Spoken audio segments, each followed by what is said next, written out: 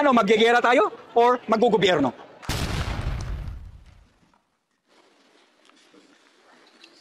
Matindi talaga itong si Budol-Budol man.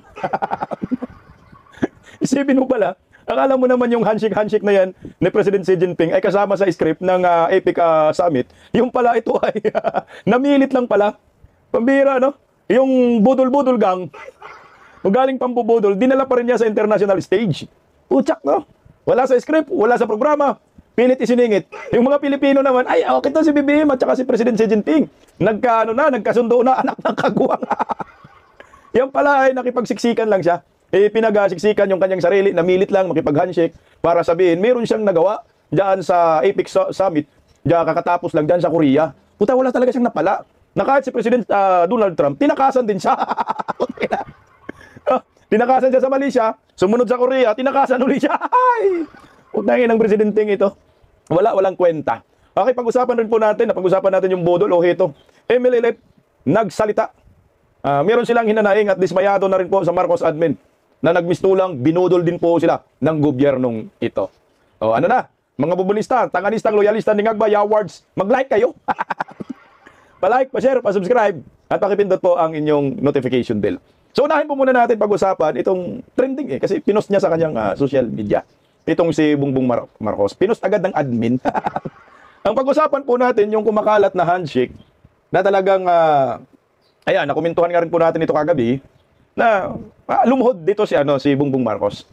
No? Pro-China na siya. Pero ito pala ay pambubudol lamang.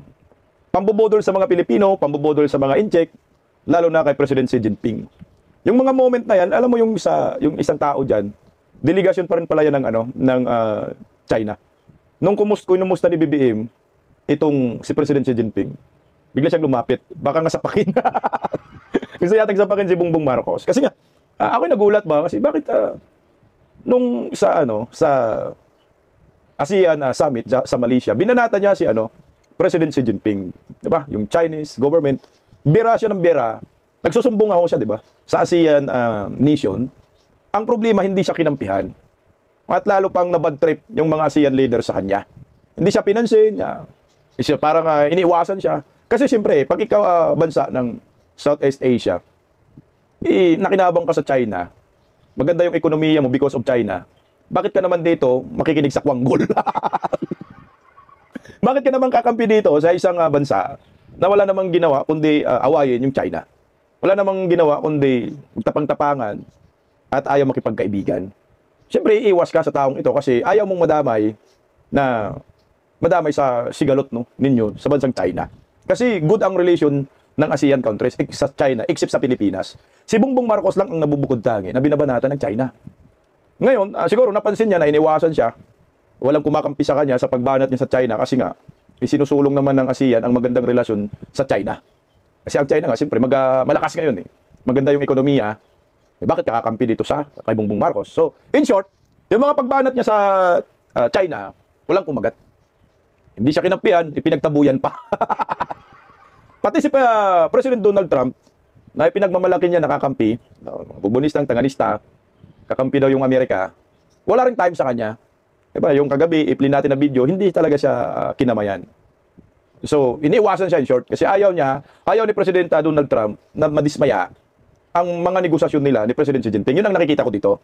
Kaya, siyempre, sino bang unahin ko, yung malaking bansa o kung maliit na bansa? Wala naman akong pakinabang dito kay Bongbong Marcos eh.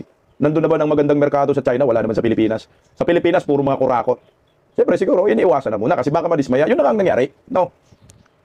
Yung estratehiya ni Donald Trump, ituloy yung nabasa ko sa kanya, na iniiwasan niya si Bongbong Marcos talaga. Kasi kausap siya kay President Xi Jinping. Nauna si Donald Trump sa Amerika, di ba? Si Bongbong Marcos nasa Pilipinas pa lang, sa Amerika, sorry.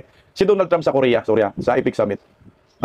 Si Bongbong Marcos nasa Pilipinas pa lang nag-press con, pero si President Donald Trump nasa Korea na.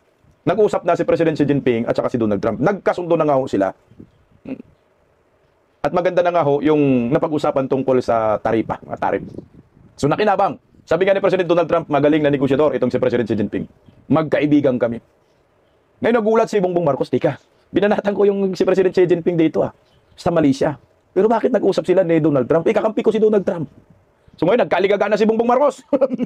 Hindi na niya alam anong gagawin. Kaya ito ngayon, siguro, may nag-advise sa kanya na, binanatan mo yan sa Malaysia. Ngayon, nagmayabang ka pa dahil ikaw yung next na chairman sa ASEAN Summit. Pero, buliliaso si Bongbong kasi si President Xi Jinping naman, yung host sa EPIC Summit next year, mas malaki yung EPIC kaysa ASEAN Tapos nagbayabang ka pa, imbitahin ko si President Xi Jinping, binanatan mo pa. So ito na yung resulta. Kumbaga nowhere to go. Nowhere to run. Wala nang matakbuhan itong si Bongbong Marcos, wala nang malapitan. Kaya ito, namilit ng handshake ng budol. Ito pala yung totoong kwento. No? Wala po sa script yung pag-handshake na yan. Wala sa script ng EPIC Summit, wala po sa pinag-uusapan. Kasi ang usual pala na nakaugalian, yung kumbaga standards, no? Parang standards operating procedure. Yung tradisyon, tradisyon, ay pag in-award pala yung ano sa'yo, yung parang chairmanship sa EPIC, tinurn over sa'yo. Ang mag-handshake lang pala, yung host, present host, at saka yung next na host. Pero itong si Bubuim, umiksi na. Utang na nakakaya. Namilit ang buhang, Kasi walang kumausap sa kanya. Ayaw makipag-kausap sa kanya ng Amerika, nilayasan siya dyan. Lalo na yung China, ayaw makipag-kausap talaga ng China sa kanya. Kasi mahirap siya kausap, nagdidip-dip Dip. Panoorin muna natin yung video bago natin komentuhan. At inamin rin naman niya talaga na hirap talaga si President Xi Jinping daw kausap at hindi mahagilap. At baka masakal pa siya. Ang putang ina nakakahiya ito Pakinggan natin, panoorin natin yung mga moment na ito. Yung sa likod, People's Republic of China rin pala yan. O pataas din yata na official yan Ito po yung turnover ng chairmanship ng EPIC Summit next year, no? 2026. So ngayon turnover ng Korea sa China. Panoorin po natin. Ito na rito.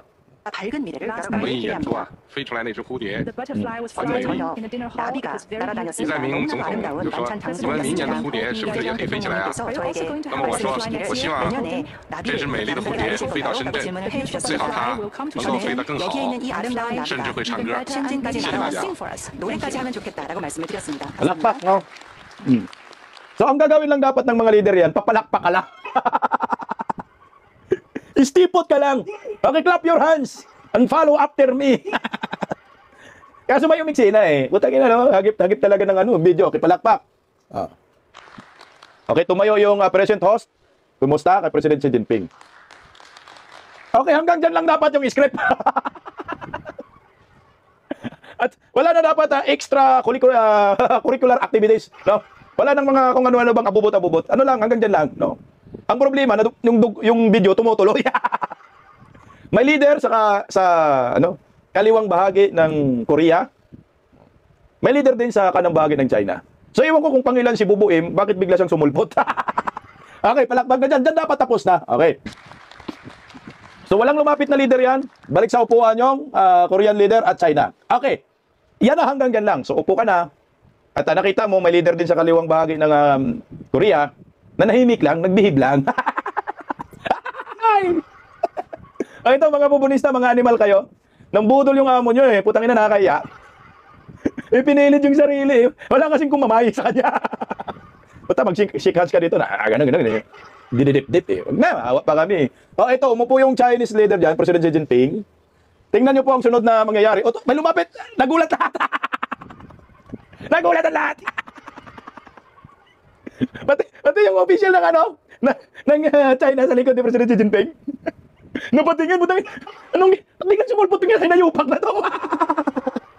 Okay. Sa ngayon, hangin natin. Tayo, siyempre. Okay. Tingnan mo yung Korean president. Hindi tumingin sa handshake.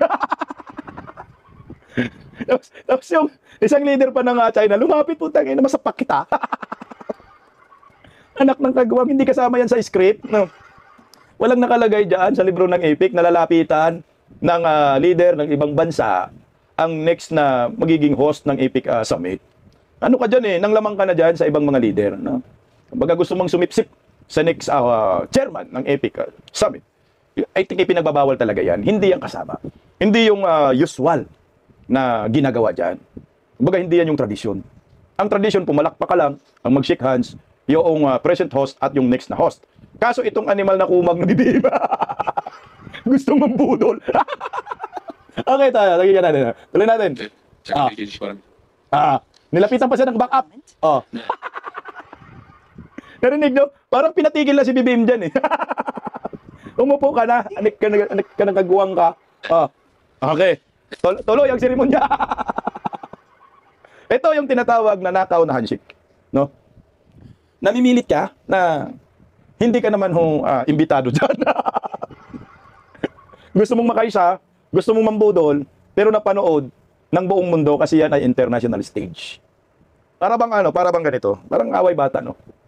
Pagkatapos mo bugbugin yung kalaban mo, binanatan mo ng binanatan, tapos nang gustong gaganti, ang sabi mo, peace tayo. Ito yung nangyayari kay DDM. Binira mo ng binira yung China. O, ang yabang-yabang pa ng mga supporters mo, yung pala ito, ipinagsiksikan mo yung sarili mo. Hindi ka pinansin, Bong. Hindi yan kasama sa script. Yan ay isang nakakahiya na pangyayari. I think first time in the history sa APEC Summit na mayroong isang leader na nagkalata. Kasi ano yan, tuloy-tuloy yung seremonya yan eh. Di ba ano yan, parang circle. Parang nakaikot sila dyan, mga leaders sa Asia. So ngayon, itong si Bongbong Marcos, hindi ho nakatiis. Kasi sa isip siguro niya, putang ina, binumbahan na nga kami ng water cannon, paano pa kaya pag suminga ito? Pag bumaying ito ng missile, patay tayo. Kung ano-ano pala yung sinasabi ko dun sa ASEAN summit, yung pala sa APEC pala, siya pala yung magiging chairman next year, patay tayo.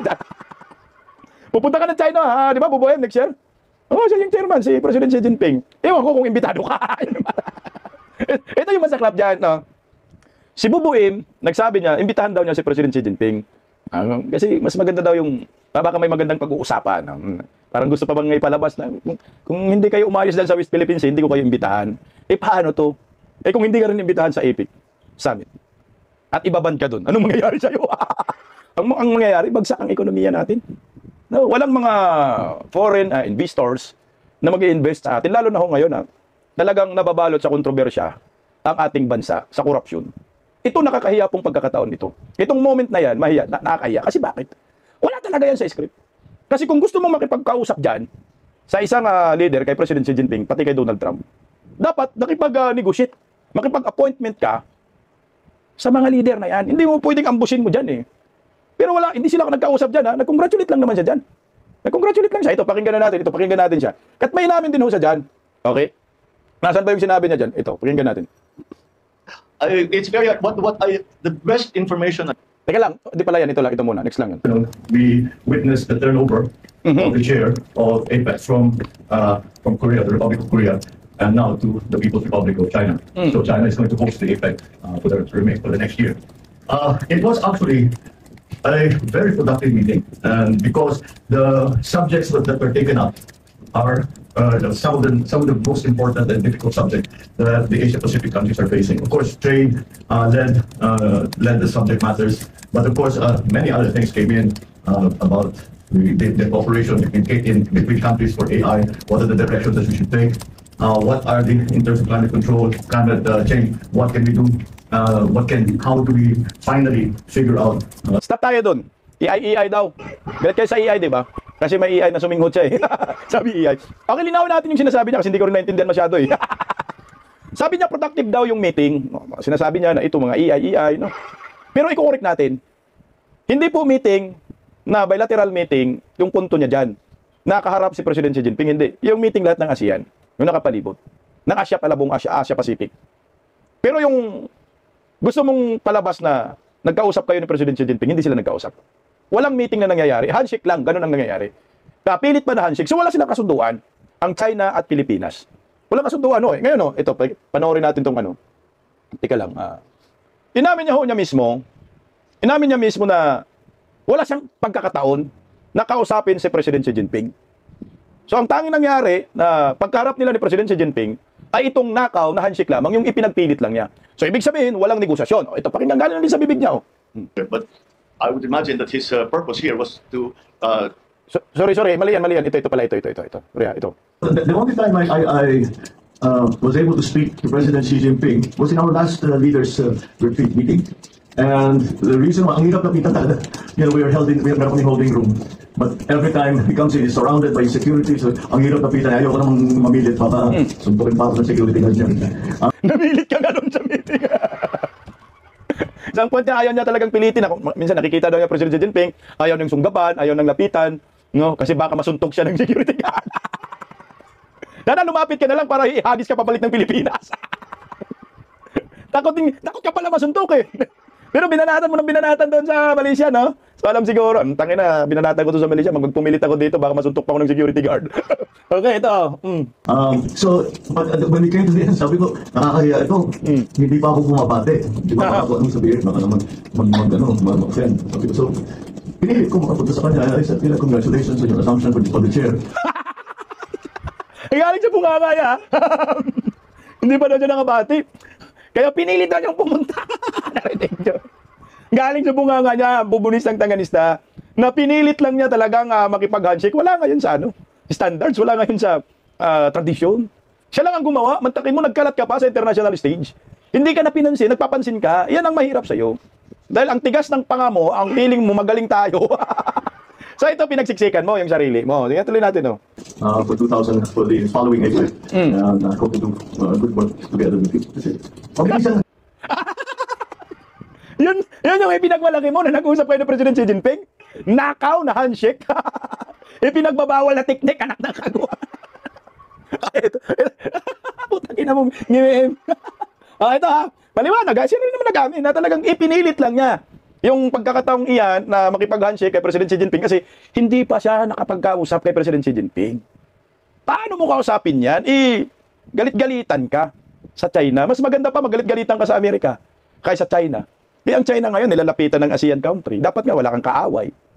So ito, pagkatapos mo binalahura ang bansang China sa ASEAN Summit, pagdating sa APEC, ayan, ipinagsiksikan mo yung sarili mo at ipinilit mo makipag-handshake, wala kayong negosasyon. Gaya ng mga kumakalat sa social media ngayon na di umano'y nakinabang ka sa APEC Summit na yan. Wala kang nakinabang, kawawa ka, umuwi kang luhaan.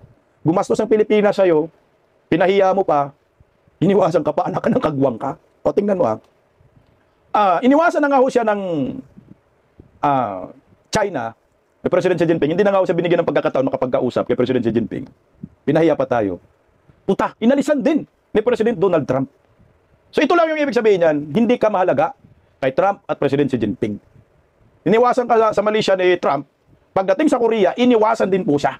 Na ang purpose lamang ni Trump doon ay makausap si President Xi Jinping. Walang interest si Trump kay Bongbong Marcos. Nilayasan siya eh. Alam nyo, sino nagkwento? Si Bongbong din. Kakabong, kwento ka nga, Bong. Paano nangyari, Bong? But I would imagine that his purpose here was to connect back with ASEAN and Tut. Kaya po tayo na wala talagang kakausap sa'yo, puro kat dip-dip with eh. South Korea and with Japan and then meet with Xi Jinping. Aha. He was managed to. Kasi pagkatapos na yung meeting nila ni Xi Jinping, umuwi na kagad. Gawawa! So yung purpose lang daw pala ni Donald Trump doon ay kausapin yung Japan, Korea, China. Kasi pagkatapos magkausap dyan, umuwi na daw agad. Hindi ka nintay ng kaibigan mo? Anak ka ng kaibigan mo, anak ka ng gagawang. Hinabol-habol mo pa sa Korea kasi nga, inisnap ka sa Malaysia. Naganoon ni Donald Trump, nandiyan si Buboy. Huwag na ka dumiretso kasi magnakaw yan, baka mangawat pa. Mangutang yan, baka hindi pa pagbayad. Mapunta lang sa Ghost Project, 10 anak ng kagwang. Pati sa Korea, hindi rin nakautang to. Utagkawawang presidente na to, no? Ito na yung presidente na iniiwasan ng mga Asia leaders talaga. Sa asbong Asia talaga. Kasi magre-reflect yan, Kasi, pero China, ayaw lumapit sa'yo, ayaw ka kausapin. Pinagmalaki mo na kinausap ka, hindi ka naman kinausap doon. Siningit mo lang yung sarili doon pag handshake. American, ay pinagmamalaki mo, brother to brother daw, ironclad kayo, pero iniwasan ka. Hindi ka pinapaporma. Ano ang epekto sa ating ekonomiya niyan? Hindi yan magandang impresyon para sa foreign investors. Kasi nga, kung ikaw, iniwasan ka ng mga leaders sa iba't ibang panig ng Asia, paano pa kaya yung mga foreign investors? Lalapit sa'yo? Hindi. Walang maglakas ng loob sa'yo na susugal na mag-invest. Sinusuka ka eh. Iniilagan ka, iniiwasan ka. Dahil hindi ka magaling na leader, hindi maayos yung pagpapatakbo ng bansa mo. Pati nga yung taga Brunei, iniwasan ka. Indonesia, iniwasan ka, nanggaling ka na doon eh. Kasi yung record mo bilang isang pangulo, kalat na sa buong mundo na korap. Korap yung administrasyon mo. Siyempre, yung mga leader na yan, ayaw talaga kakaibigan yung mga kurakot na leader. Inaway mo yung China. Alam ng buong mundo yun. Napanood sa telebisyon. So ngayon, ano ang impresyon ng buong mundo sa ginawang ipinagbabawal na teknik ni Bubuin? Putakin na nyo. Pero bago po natin yan pag-usapan, pakinggan po muna natin itong kaibigan nating dideis din. Yung kanyang impression naman. Bakit, ano ho nangyayari doon? Bakit isiningit ni Bibim yung sarili niya? Narito, tingnan natin. Tingnan nyo to si Ngagba. Budol na naman. Talagang yung picture, ano, as if naman hindi pilit. As if naman hindi napanood ng buong mundo yung illegal na paglapit mo sa presidente ng China para kunyari Correct. congratulate. Hindi kasama sa program. Nalalapit ka dyan. Di ba? Yung pala, meron ka sariling program. Meron ka sariling script. Ano, nakuha na ng magandang angulo, di ba? Parang hindi naman namin alam na illegal yung paglapit mo dyan. Pinigilan ka pa nga nung nasa likod ng presidente ng China kasi nga, di ba, Correct. mali yung ginawa mo, bigla-bigla ka lalapit. Hindi ka nagpatalo sa Koreano. Hindi ka nagpatalo sa Amerikano. Pinakita mo rin na good times ka dito sa China, kahit ng katotohanan, napanood ng buong mundo kung paano mo ipinilit, ipinagsisigan ang sarili mo. Nakita niyo kung gano'n ka budol to? Budol. Ina mo ka, budol ka talaga. Kakaya ka, pinost mo pa sa Facebook page. Ayop talagang kabudulan ng presidente natin. Ina mo. Talagang no choice si BBM kundi mambudol. Ina mo daw.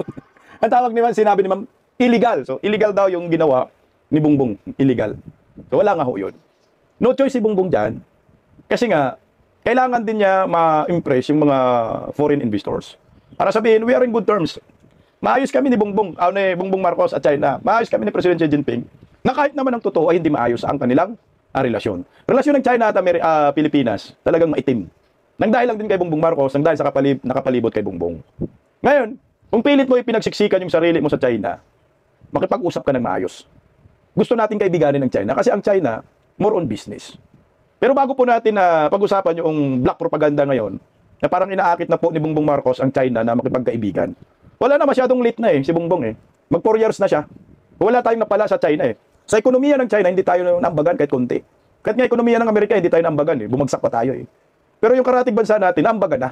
Kaya no choice si Bongbong Marcos dito, kundi makipagsiksikan sa China na talagang isinusuka siya ng ASEAN. Buong Asia, sinusuka siya Pakinggan natin yung pinakamagaling na analyst, political analyst, tungkol sa kanyang nakita, pakinggan natin.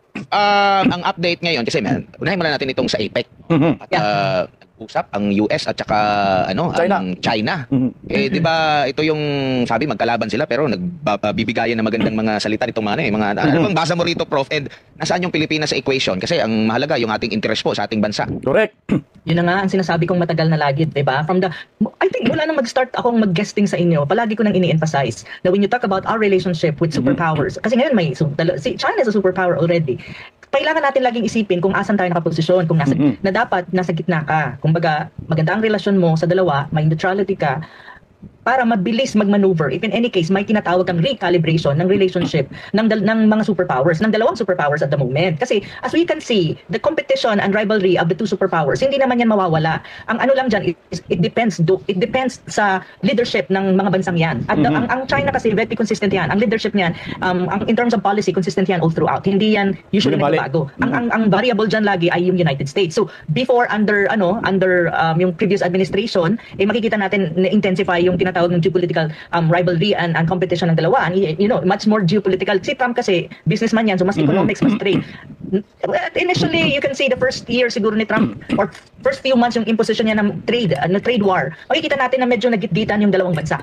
Makikita natin na, alam mo yun, China will not give in. At the same time, Trump will also put pressure on China pagdating sa economics, pagdating sa trade. Pero look at what happened. Kasi nga, ang China hindi mag-give in at, it will stand, as a country, talagang, siya, kumbaga, ang posturing niya strong din. At alam ni Trump na kapag nakipag-gigitan siya kay China, maapektuhan at lalong magkakaroon ng problema ang ekonomiya ng Amerika. And at the same time, China, I think, is very pragmatic as well. Na at the end of the day, ang Amerika is also one of their important trading partner. And even a partner when you talk about other issues. So alam ng dalawang bansa na malalaki, ng mga superpowers, na alam nila na to certain extent, even though mayroon silang competition, andyan pa rin yan, they need to recalibrate their relationship kasi yun ang nakakabuti sa kanilang mga bansa. At the end of the day, if you really look at it, both countries prioritize what you call national interest. Kung ano ang tingin nilang nakakabuti sa kanilang mga bansa. Yun yung kasi ang role ng isang presidente. You have to protect the national interest and what is good for your country. Correct. And you can see it in Trump and President Xi. Kaya kung titignan mo, may recalibration ng kanilang tinatawag mong relationship. From very antagonistic ngayon, nagkakaroon ng tinatawag mong normalcy.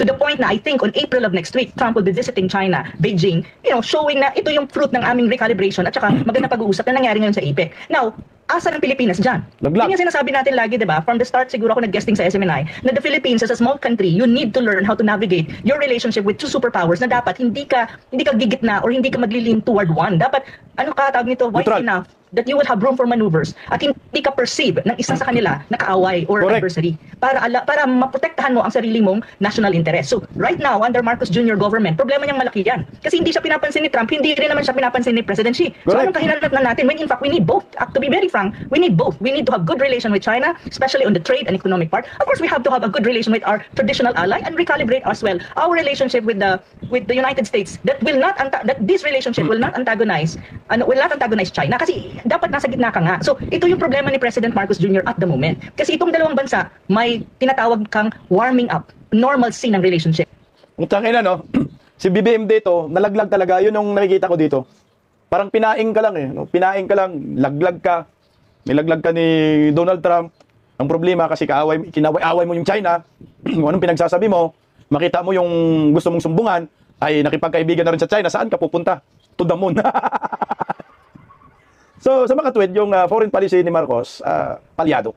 Hindi nakakatulong sa ekonomiya, hindi nakakatulong sa national interest. Yung kanyang ginagawa ay personal interest lamang yan. Political interest. Pero pag sa kabuuan, sa Pilipinas, wala talaga tayong, dyan. Wala talaga tayo dyan pakinabang. Personal interest, unang-una. Nung inaway niya yung China, sino yung kakampi niya? Mga dilawan, mga komunista, mga pinklawan. Yun yung interest niya. Magkaroon siya ng alay sa pagitan ng mga komunista, dilawan, pinklawan. Kasi nga, ang inaaway niya mga Duterte. Kasi ang gusto ng dilawan, pinklawan, awayin yung China. Kalabanin. Nakuha nga niya yung atensyon ng mga dilawan. Pero pag kabuuan ang pinag-uusapan, interest ng maraming Pilipino, wala tayong pakinabang doon sa kanyang pakikipag-away sa China. Sila lang nakinabang. Nagkaroon siya ng alay, nagkaroon siya ng bagong kakampi, puro mga komunista, aktivista, mga dilawan. Yun lang nagiging kakampi niya. Pero yung pakinabang sa maraming Pilipino, nagsasakripisyo ang ekonomiya. Wala nang investment, ang mga Chinese sa atin, yung mga ini-invest nila, wini-withdraw nila. Kasi nga, ang tigas ng panga mo, nakinig ka sa foreign policy ng mga dilawan. So ngayon, nung bumabagsak ng ekonomiya natin, no choice siya. Kundi makipagsiksikan at ipipilit yung sarili na pagkatapos niya manuntok, gaganti ng China, sasabihan niya, kaibigan tayo. Siya na talaga yung naglakas ng loob, pero wala daw yun sa program. Yung ganun. Pero ano bang napag-usapan nila ng China at Pilipinas? Wala ho talagang napag-usapan. Kasi nga, na kahit itong mga meeting sa EPIC Summit, merong mga meeting na wala siyang alam. O tingnan mo, panoorin natin to ha. Hindi niya alam ang nangyayari dyan. Saan ka? Suminghot ka lang, Yor? Wala siyang alam dito. Pakinggan natin, It's very, the best information I got says, What? What? Para kang nagano ng kalabaw dyan. What? Oh. The best information I guess. Sabi na? Tangina. Talo. Ulit. it's very, the best information I got. The best information I got. So, ibig sabihin, hindi ka kasama sa mga meeting. Kasi nakakuha ka lang ng impormasyon sa ibang tao. So, the best information I got. So, ibig sabihin, nag-meeting yung mga leader, absent ka. So, pinagtabuyan ka. Hindi siya sigurado. Sinasabi niya. Says that they have declared peace for at least a year. So the trade war will be less intense, at least for a year. Butsak ina, yun daw. Trade war daw. Ay, hindi na daw, walang mangyayaring trade war sa isang taon lang. Sa isang taon. Yan yung dinig niya. So, hindi siya imbitado talaga sa mga meeting, anak ng kagwang. Tuloy lang natin konti, Or at least that's the agreement.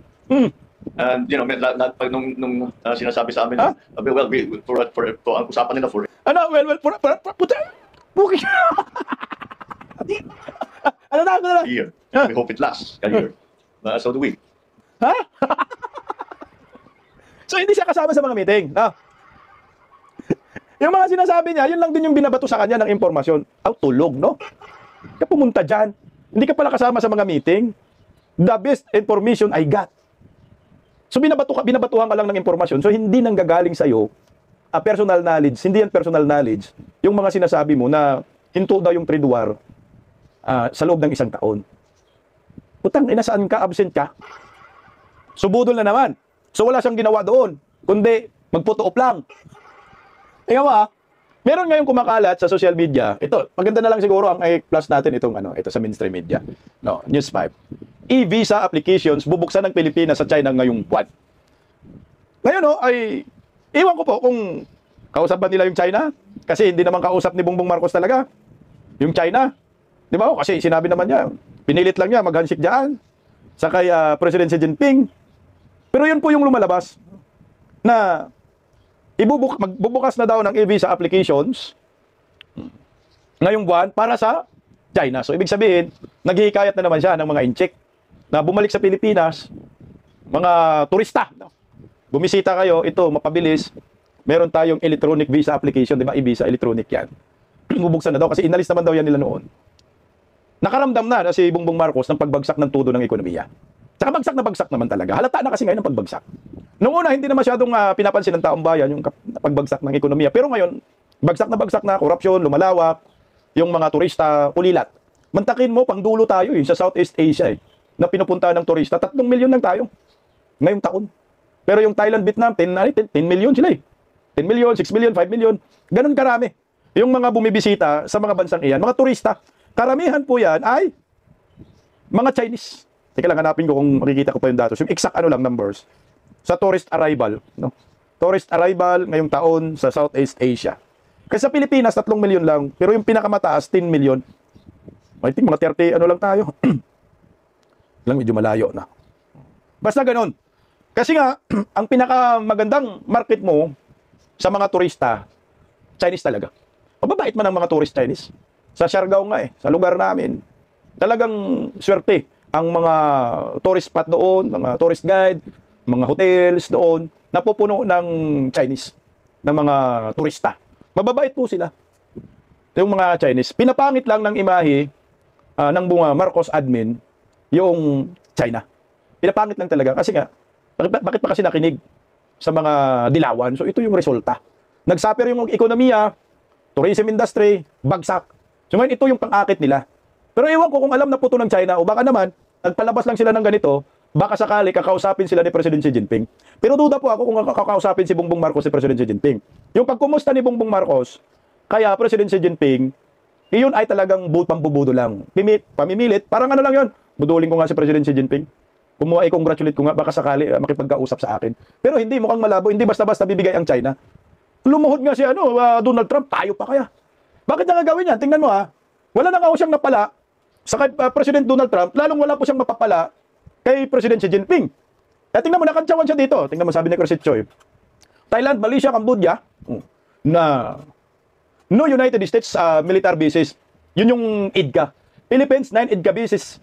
Trump, I will remove all tariffs for Thailand, Malaysia, Cambodia. Philippines stays at 19%. Kawawa si BBM. Walang respeto sa kanya. International community doesn't even know how to read a room.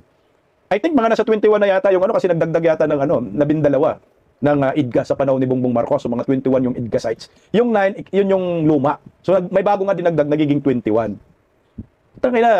Dito, kabahan ka na Kasi yung Cambodia, Malaysia, Thailand, walang military bases Sa atin meron, pero hindi ka pinagbigyan ni Donald Trump. Kaya ngayon, yung ginagawa niya, ipagpilitan yung sarili sa China. Iwan ko lang kung may mangyayari dyan. Pero sa ginawa ni Bongbong Marcos sa China, pinapaya sa international stage. Mukhang malabo moto yung China dito. Kasi nga, budol-budol, scammer. Ini-scam ang lahat ng mga kausap. Speaking of budol-budol, ito, isa pang nabudol. MNLF, alam niyo po ba yung MNLF? Bangsamoro, di ba? Yung pistoks pala nila, ang ganda yung ginawa ni Tatay Digong that time. Bangsamoro, Bisiklo, di ba? Ay, pistoks, yung mga MNLF na mga armado, sundalo nila, ay susoko, tapos gawing pulis, gawing militar ng gobyerno. Yun ang ginawa ni former President Duterte. Pero ngayon, magulat-gulat ka, hindi na po nangyayari. Nabudol nga. Kaya ito, nagsalita po sila, pakinggan po natin ang isyong iyan. Hindi kami nagsasalita sa MNLF dahil alam namin may mga proper venues for this. Alam namin na yung, for example, yung pagpupulis, no? Na meron nang napagkasunduan dyan under the IGRB. But the fact is, there is already delay, no? There's already delay. And that delay has an impact on the lives of our combatants, no? Correct. Yung mga gustong magpulis. 5,000 ho ang nakapasa nung NAPOLCOM Exam. requirement, no? Karamihan doon, dinisqualify Oh, dahil sa neuro daw. It's common sense, no? It's common sense. When you reduce your requirements in education, qualification, you should also relax certain rules, like yung neuro. Yung neuro naman, no, it's not a hard and fast rule. May konting adjustment yan. May konting leeway na na-exercise yung mga neuro examiners. So, the point here is, the BOL was ratified in 2019. Bangsamoro Sa Organic loob Law. ng 6 na taon, 300 lang ho ang nakapasok sa PNP out of 5,000 successful examinees.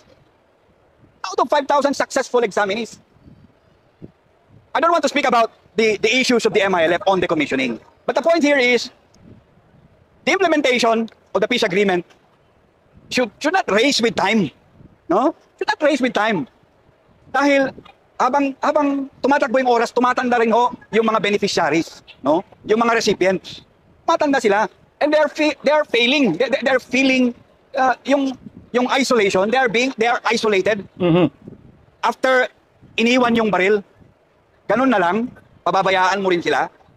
I think that's the premise here. That's the premise where both the MNLF and the MILF agree. No? And at the end of the day, alam namin nahihirapan si Chief Minister Makakwa, no? But everyone has to say this. Dahil siyang humaharap sa gobyerno. Siyang humaharap sa gobyerno. At ayaw namin na pagharap niya sa amin, wala siyang may sagot. So at the end of the day, we work in parallel with the interim Chief Minister to make sure that our clamor are clear and siya ang magdadala doon sa atensyon ng government. At the end of the day, makakakuha siya ng tamang kasagutan sa mga katanungang ito. No? Napakahirap yung sitwasyon ng ating mga leaders. We don't know. Alam natin ngayon ang nasa isip nila, magigera ba tayo or maggugobyerno? The same question has been asked in 1996. Tinanong din si Chairman Miswari, magigera tayo or maggugobyerno? And I'm afraid that when the issues are crystallized, a decision will be arrived at. And ayaw natin yung desisyon na hindi nakakabuti sa mga mamamayan ng Bangsamoro. The peace tables have not yet been abandoned. Ang concept lang doon sa peace tables are implementing tables lang yan. And I believe that is the proper action there. Magbalik sa pag-uusap, magbalik sa table. Yan lang ho. Wabillahi taufiq walhidayah. Wassalamualaikum warahmatullahi wabarakatuh. Ang laki ng problema ni Bongbong Marcos dito. Bakit pinabayaan niya ho ito? 5,000 daw yung nakapasa sa NAPOLCOM 300 lang daw na pagbigyan dahil binagsak daw sa neuro test. Putang ina, no? Kaya ngayon, pala isipan sa kanila, pag tinatanong, magira ba tayo o maggobyerno? Putang ina, ang laki ng gulo niyan. Kasi nga, ito, diskriminasyon na naman ito sa mga kapatid dating mga Muslim under Marcos admin. Pinabayaan Kasi nabisi sa pagnanakaw itong gobyernong bangag na ho ito. Pag sumiklabo ito, di naman tayo sa nag-uudyok, pero kita mo naman yung pagkadismaya nila sa Marcos admin. Nag-decommissioning, isinuko yung baril. Pagkatapos isinuko yung baril, inaiwan mo sa ire. So, trinidor mo, binodol mo. Yan ang nakatakot dyan. Magira ba tayo o maggobyerno? Siyempre, walang maganda sa gira. Iniwasan nga natin yung gulo sa China, sa West Philippine Sea. Tapos pala ito ngayon, may problema palang kinakaharap ang gobyerno ni Bongbong dito sa mga Bangsamoro, Autonomous Region, na pinabayaan ho nila. Na-isolate nga, tama Paano yun? Tumatanda na daw yung mga nakapasa. I-considera pa ba ho nila? Dapat may gawin kayo dito. Kasi itong mga to sincero sa usaping pangkapayapaan. Kaya nga pinirma ni Tatay Digong yung 2019 yung Bangsamoro Organic Law, di ba? Bangsamoro, tama. BBL, Bangsamoro Basic Law. Yan. Basta ganun. Para sa mga kapatid nating mga Muslim, Bangsamoro Basic Law. Kasi nga, ang gusto lang naman ng mga yan ay kapayapaan. At ang mga kapatid kasi natin ng mga Muslim sa Mindanao, napabayaan ng gobyerno. Kaya nga gusto nga humiwalay. Di ba? Noon-una sila ni Normi Suarez. Gusto na humiwalay nga Mindanao. Kasi napabayaan. Yung concern ng mga taga Mindanao, especially mga kapatid dating mga Muslim, hindi pinapansin ng gobyerno. Kaya gustong humiwalay ng Mindanao para magkaroon ng sariling bansa at sila na lang magpapatakbo ng bansa. Kung meron silang mga naisip na magandang batas para sa bansa sa Mindanao, ay magagawa nila. Hindi kagaya nito. Pati ba naman yan? Umasa na nga ako sa exam, sa Napolcom, tapos pipigilan mo pa. For what? Anong saysa yung peace talks na yan, peace process na yan? Kusang sumuko sila. Pero ang resulta, na-traidor sila ng gobyerno, anak ng kagwang. Kung babalik yan sila sa sa dating ginagawa nila, na magre-rebelde sa gobyerno, ano ang mangyayari sa bansa? Di lalong babagsak. At ang tatamaan na naman ang Mindanao. Sana gumawa ng hakbang itong gobyernong ito. O kung ayaw gumawa ng hakbang ni Bongbong, mag-resign na lang at ipaubaya na lang kay Vice President Inday Sara nang umunlad ang ating bansa at maubos lahat ng makurakot sa bansang ito. Magandang tanghali po sa ating lahat.